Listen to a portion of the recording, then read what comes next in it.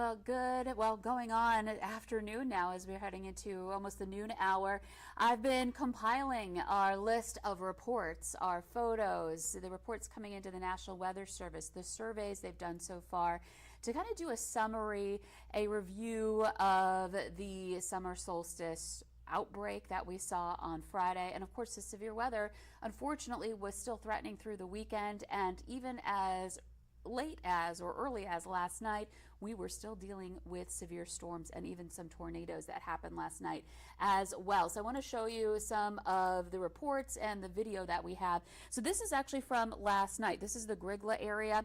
We had Eric Whitehill, our storm chaser, Eric Whitehill, out chasing yesterday following the severe weather threat, and he followed this storm as it continued to move its way through northwestern parts of Minnesota and near the Grigla area. If you look closely, you can see the lowering here of the funnel, and eventually he did see that touch down, and more reports of this storm producing tornadoes as the evening progressed here. So thank you, Eric, so much for all of your work over the last few days out following these storms and passing along the information to us and to, of course, the National Weather Service and others, so we could be prepared for what's to come. So here's a look at the reports from June 22nd. So this was last night. I'm focusing in on these 3 tornado reports, all from the same storm.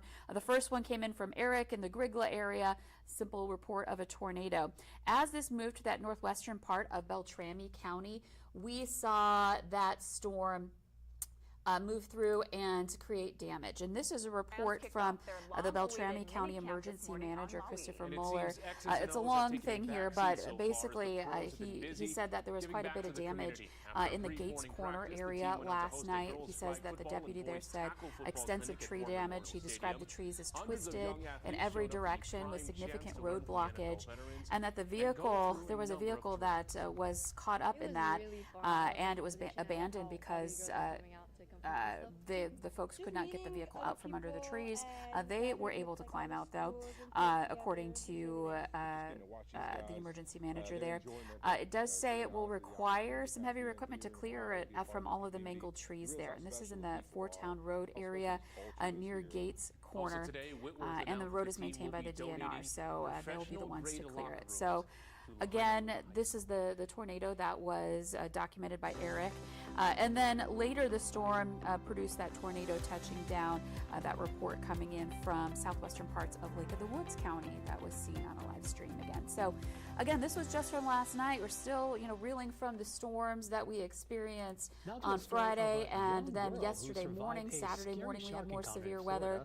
And then again on Sunday evening, more severe storms affected us. So it's been a tough one here over the last few days, and it's great. If you've been watching the forecast, you know that today is going to be a day where we get a breather.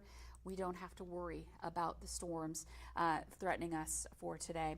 So here's a look at our latest storm reports. This comes in from, again, the June 20th time frame, the summer solstice on Friday through Saturday and into Sunday. Just so many reports have come in, and these are just the official reports that the National Weather Service has passed along. Of course, we've heard from so many of you. Thank you so much for letting us know what you experienced. I'm sorry to see so many pictures of damage and of course the tragic loss of life that happened in the Enderlin area on Friday night as well due to the tornado. Your reports help us to know what's going on as the storm and the event is going on, but also helps us to pass along that information to people in the path of the storm. But it's also good to have those reports to look back on it and study that storm to help us better understand systems for storms to come. And so if you've got a report you still need to pass along, we'd appreciate hearing from you. You can send that to right to us on our social media pages. You can also upload your photos to the VNL weather app right on the submit button at the bottom of the screen. I'll show you that just coming up in a little bit.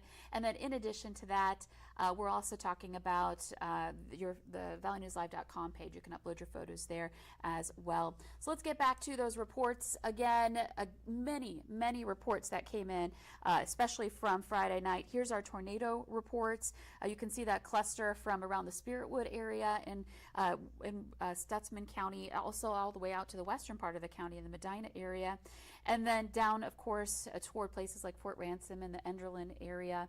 and back over into the Davenport area as well in Cass County. So let's take a look at what we know so far. Here's some pictures that came in from, again, our storm chaser Eric Whitehill. This was that tornado in the Spirit Wood area. You can see that funnel extending toward the ground in that image, and then another one here around Sanborn on Friday evening as well. And here's what we know about the tornadoes, confirmed tornadoes. Now, there may be more, and there likely will be more reports coming out. This is just the information I have right now and what the National Weather Service has been able to confirm and provide.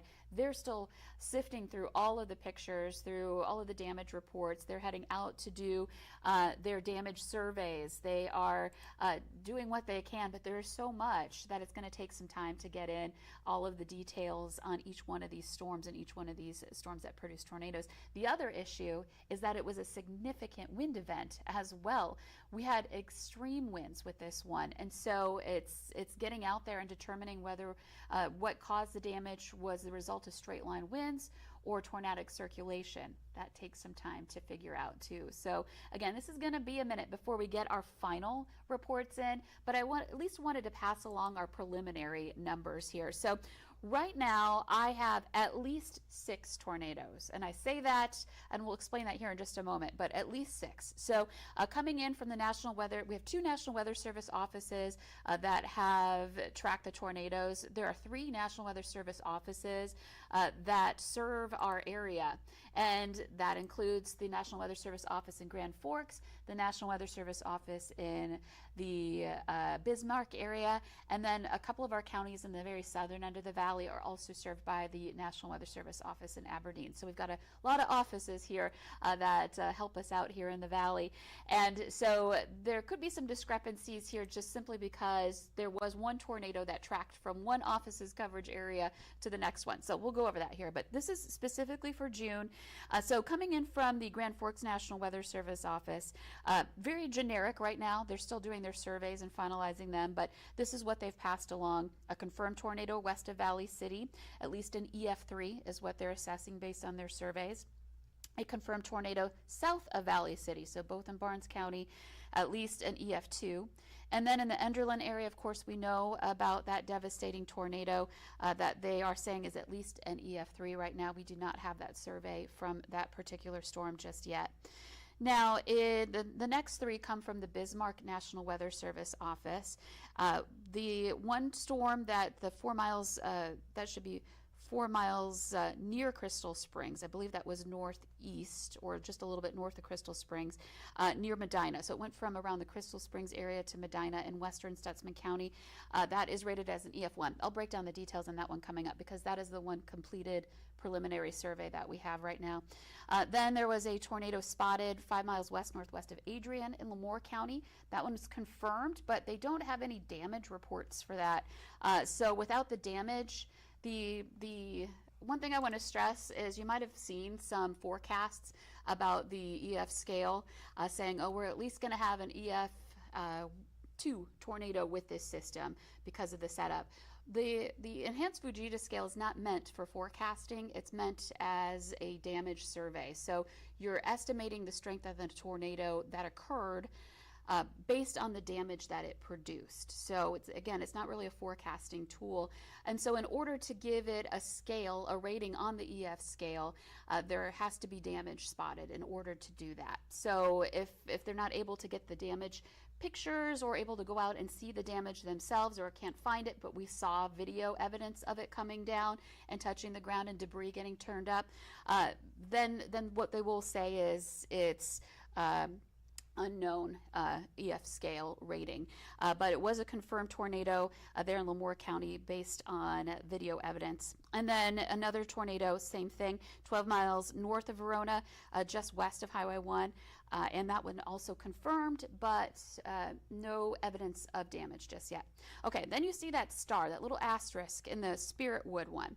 Now, this is one that the National Weather Service in Bismarck also mentioned. Of course, we have video evidence of that. That is confirmed. It moved into Barnes County. Here's the thing. Spirit Wood is in Stutsman County, and Stutsman County is in the Bismarck National Weather Service area. and it moved into Barnes County, which is in the National Weather Service area in Grand Forks. So I'm not certain right now whether that's an overlapping report with the west of Valley City storm. I know there were a couple of touchdowns, so it's probably a 7th tornado, but I can't say that for sure. So we're just going to hold off on that for now, and then once we get the detailed surveys out, we'll be able to break that down more for you. But of course, we know there was that Spiritwood storm that did produce the tornado there in Barnes County, or excuse me, Stutzman County, and then moved into Barnes County. So more details to come on that one. And in addition to that, there's probably going to be more reports coming in from the surveys and damage assessments that the National Weather Service offices are doing. It's a lot of work after all the work they did to warn us during these storms. So we want to thank them for what they are doing and what they have done to keep us all safe. So again, those are the confirmed tornadoes here so far. Again, I want to stress so far. And this is the tornado that has a survey. It's still a preliminary survey, but it has a completed survey. And that's the Crystal Springs Medina tornado. That's in western Stutzman County. The estimated peak winds on this, 108 miles per hour. The path of a little over 4 miles. The width is unknown on that one. And this started, okay, here's the direction from Crystal Springs now. This started 4 miles northeast of Crystal Springs at about 10:09 p.m. and then traveled northeast toward, and that should not say Pekin, I'm sorry, that's a typo, that should say Medina, for about 10 minutes until 10:19, about 4 miles northwest. Okay, so here's the damage that occurred. We're talking about a farm building that was destroyed. Other buildings were affected by this tornado as well, but one was destroyed completely. Grain bins were dented, a semi blown over, some power towers bent and twisted, some trees snapped and stripped of branches as well, and it snapped at the trunk. Again, so a pretty powerful tornado there. So as more reports come out, we will be showing you graphs like this one. We'll show you these graphics where we break down the details on the storm, where we're talking about, you know, the path it traveled, the width, if we have that information for you, and the affected areas as well. So stay tuned for that. That is our one survey that is out right now. And so let's move ahead. So that was the tornado situation. Of course, we also had an extreme wind event that affected even more areas starting Friday, and it lasted into the early morning hours on Saturday as well. So here's just a couple of key points that I wanted to pass along. Our highest wind gust that was measured with this one was 1 mile east of Laverne, North Dakota at 111 miles per hour max gust. That's at the bottom threshold of what would be a Category 3 hurricane. Of course, that's sustained winds for a hurricane, but still, it just kind of gives you some perspective here. This was recorded by a personal weather station. And then in Bemidji, you've been hearing how tough it is out there. We actually have a crew out there today to get more information on what's going on in Bemidji right now. And it was reported a 10-mile swath of very destructive straight line wind damage through downtown Bemidji, south parts of Lake Bemidji, especially affected. Destroyed buildings, roofs gone, extensive tree damage to planes at the airport. And estimated wind speeds based on what has been seen is between 90 to 120 miles per hour. The National Weather Service saying that they couldn't pinpoint areas of tornadic circulation here. So it's likely these were straight line winds that caused this kind of damage. But as we saw with that last report, EF1 tornado had estimated wind speeds of 108 miles per hour. So this is in that range doing similar damage. Just to give you a little perspective again.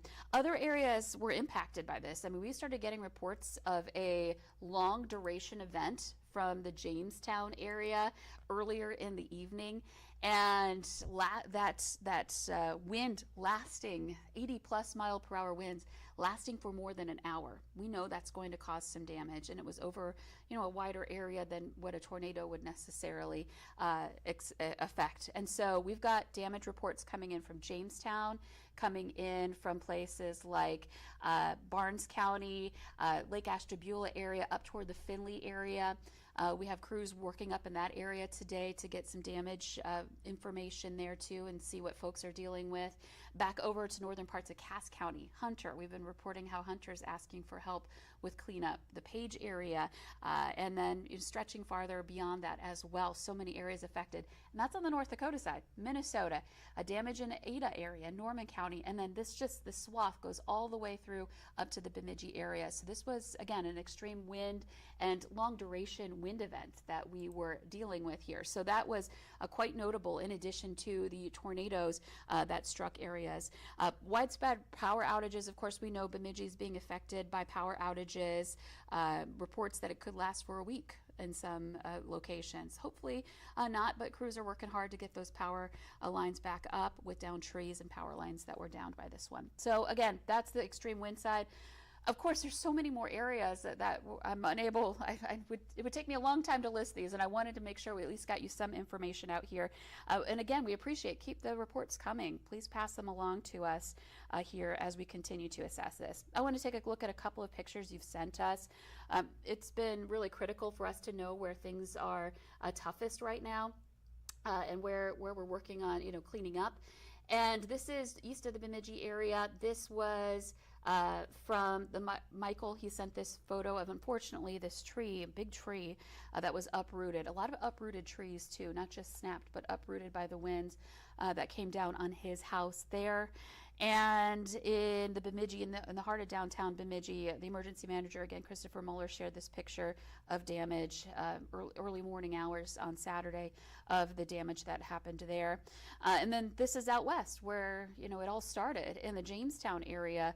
Big tree that was taken down, some big damage there too. And it wasn't just large trees down and power lines down and the wind, it was also the issues that we had with the large hail too, something that we haven't talked about so much since the wind started becoming the bigger factor for us. And we're going to take a look at a hailstone here in just a moment.